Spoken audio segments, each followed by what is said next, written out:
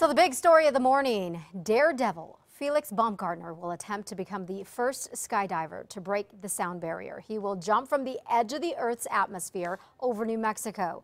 Our News 13's David Romero joins us live from the Newsplex with more on this much anticipated attempt. David, we are all really going to get a chance to see his jump as it happens, correct? That's exactly right, Elizabeth. We're going to get a first-hand look. This is a record-breaking jump happening over Roswell. And, of course, we're going to get to see it all live on the Internet. You know, you can take a look over my shoulder here, and we'll take it full screen here in just about a second. This website is provided by the sponsors of the jump, which is Red Bull, and they're going to give an in-depth look, which should happen in about an hour and 26 minutes from now. You can see the countdown. You will be able to track everything from how fast Mr. Baumgartner is falling as to how many feet and meters and miles per hour. Everything is tracked on here. Now, this is all contingent on the weather situation, meaning no more than a 2-mile-per-hour breeze on the ground. And it's only an event for, it's not only an event rather for stunt's sake, but according to an Associated Press story, scientists will be looking closely at its results as well. Now, if Baumgartner's suit helps him survive the fall, this could mean great news for NASA to develop suits that may help astronauts survive a similar free fall.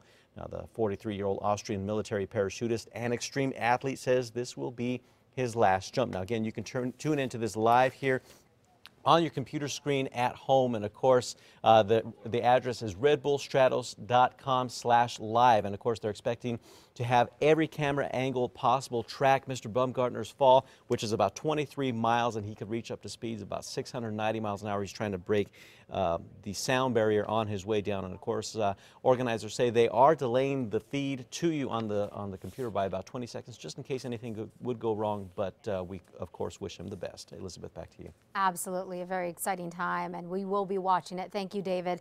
The last attempt at someone free falling and coming close to breaking the sound barrier was back in 1960, just so you know, by a man named Joe Kittinger, and he was 19 at the time, or not 19 at the time, but he was 19 miles high and reached speeds of around 614 miles per hour. He's Baumgartner's mentor, by the way. Much more on this later this morning.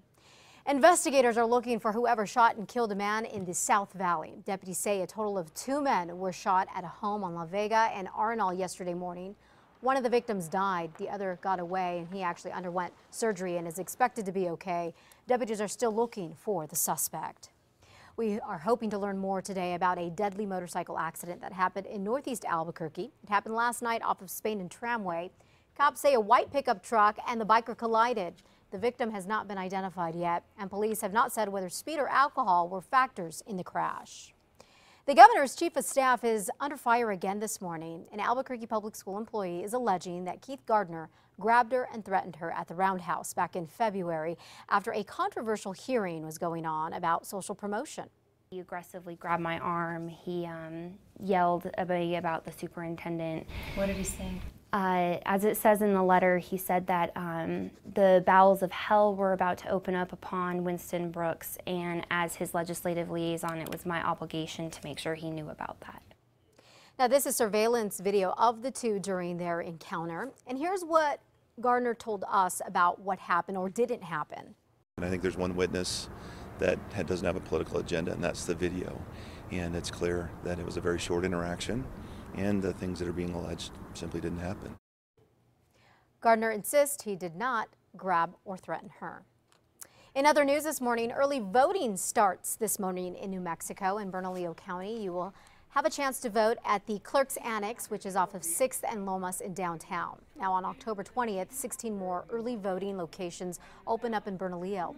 As a reminder, today is also the deadline to register to vote. For more information, we have posted a link to the Bernalillo County website. Just head over to our website, which is KRQE.com. On the ballot this November is a measure to raise the minimum wage here in Albuquerque, and later today, a group pushing for that will try and convince folks why it should pass. Economic experts from New Mexico Voices for Children, along with experts from the Center for Policy and Economic Research, say that increasing the minimum wage from $7.50 per hour to $8.50 per hour would boost consumer spending and support job growth. Again, voters in Albuquerque will get a chance to vote on this come November. First Lady Michelle Obama will be in Durango this week speaking to supporters. She will be talking at Fort Lewis College tomorrow about the election and how Colorado residents can get involved. The event is free, but you do need a ticket. We have actually posted a link to where you can pick a ticket up. Just go to our website, krqe.com, and click on news blogs.